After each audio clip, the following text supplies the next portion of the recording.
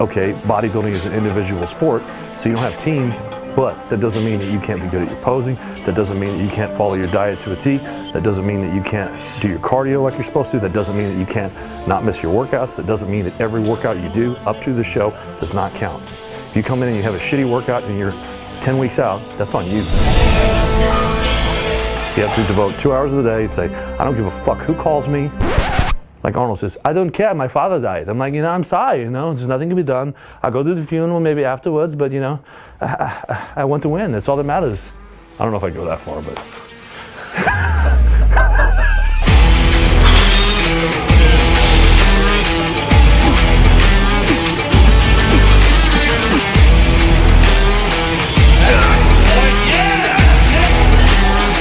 You're as smooth as Whitney Houston's forehead. Let your soul glow. That's right. And I will always love you.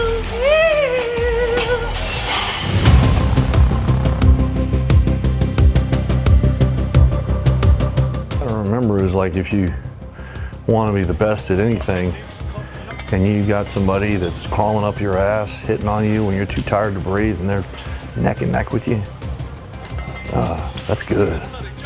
I was in, was it Rocky? That's baptism under fire.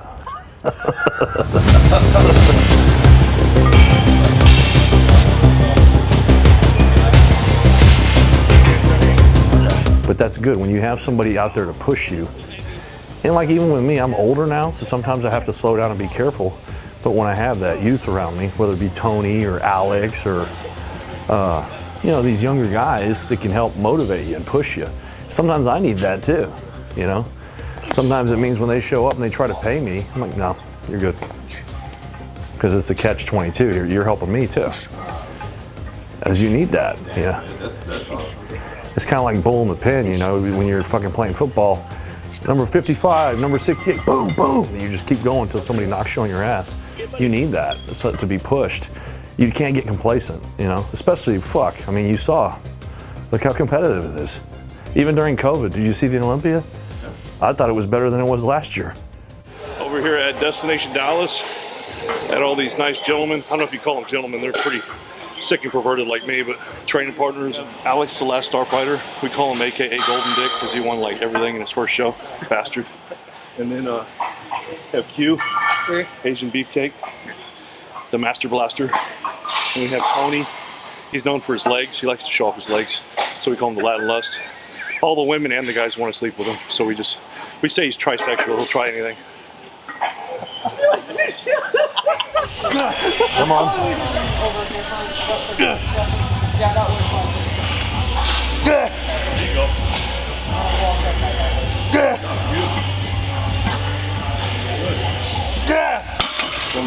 Like what we did today. If you look, we started with an overhead press. You notice how I use the Smith machine.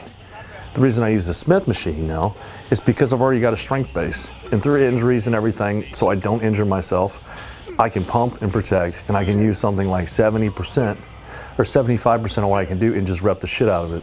And if that means if it's 315 or 300, I know that Smith bar is a little lighter, then use it. And just, I don't need to go so crazy heavy anymore. I'm 41 years old. If I want to last, now it's a matter of getting that hypertrophy from the higher rep ranges, from the time under tension, from the eccentric phase of the lifts on stuff, doing more time under tension, mind-muscle connection. Don't forget to fasten your condom, your seatbelt. Getting ready to take off, both getting ready to go. For the funky town. There you go, Eddie. Yep. There you go, Eddie. Fuck yeah. Fuck yeah. I look back and I said, how do I last? How can I hang in there? I got my pro card a little bit later in life, took my time with it. These guys had to start young. I think Branch was something like 30, 28 when he got his card. Johnny was even younger than that. So it's like, they did all this other stuff in a way. Like I got up to a real heavy raw bench. Johnny was an 800-pound deadlifter, but it's like, eventually you have to slow the fuck down and feel like, how can I grow and be more smart about it and realize that I'm a show horse. It's about how I look on stage. They don't line you up and say, this guy can deadlift 900. Oh, he can bench 700 pounds. He's gonna win. You can bench press, squat, whatever the fuck you want, but it still doesn't mean if you show up, you know, and you don't have the best symmetry, then you can have a thick fucking waist and distended and pull 900 pounds, but if you have a 40-inch waist and a 50-inch chest, that's not gonna look good.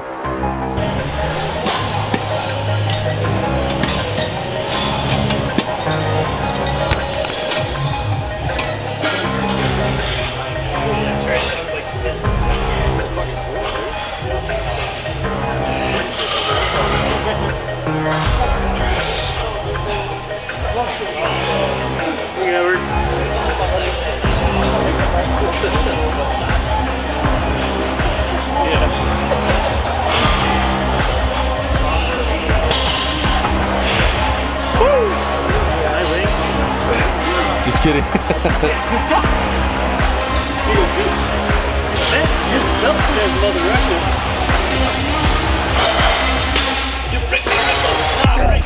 You don't want to get fat in the off season, but you don't want to stay too lean either. That's the trick. You kind of have to find that sweet spot where you can still see some abs. I think a good body fat measurement, I used to just study this when I was first learning how to grow weight classes. I'd say around 12 to 14% body fat. Anything heavier than that is too much skin movement and it's too hard on your health. And for classic physique guys too, you gotta remember, because if I have a men's physique guy, he might need to be ready for a photo shoot in 3 weeks. So for them, it might even be less, maybe 10%. Just a lot of more maintenance on diet, but in the pro league, for bodybuilding, it's just so much more about size right now. I mean, they try to say, oh, like Texas, they love the small waist. I've said it before I went to Masters Nationals. You heard Mr. Weinberger, Steve Weinberger, when Arnold was saying that, you know, nobody can pull their stomach in anymore. He's comparing everybody to Frank Zane, but Frank Zane was 189 pounds. He would be a classic physique guy. But if you're 5'9" now, if you're not even 225 or 230 on stage, you won't even get looked at. You'll get lost in the pack. 212 guys are like 5'5", 5'6", so for me, it's a matter of pump and protect now. Don't want any more injuries, that's no fun. If you've noticed, we did the Smith machine overhead press. I got a little crazy on the T-bar rows and stuff like that, but I'm still within reason.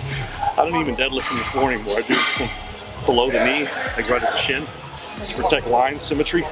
Genetically, I don't have a small waist, but I'm not distended either. So anyway, it's got to flow.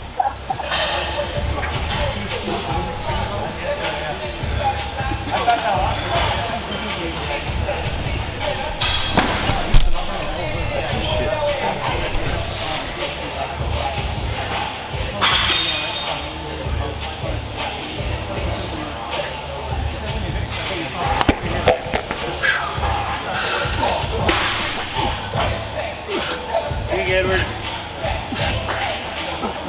No lube, no compromise, all day.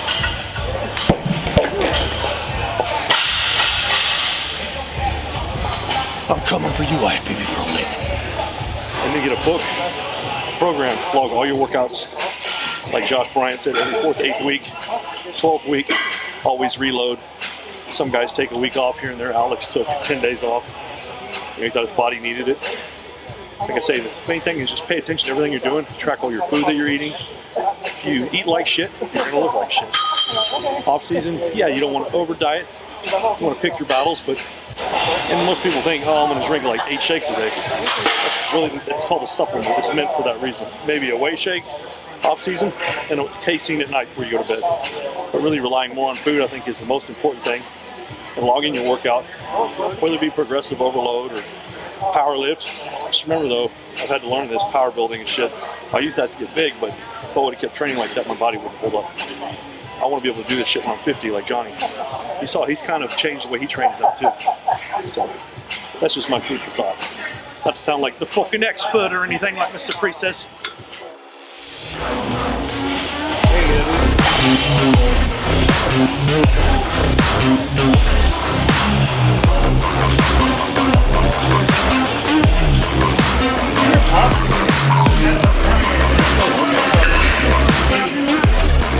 If I didn't train like I did before to have that base, I wouldn't be like I am. It's what makes you. And then, you know, people, oh, you tore this, you tore. Yeah, but it can heal.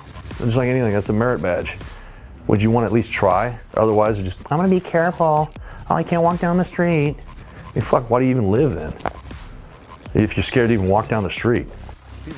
I think that's what it takes though, is to really push and push and push till you can't push anymore.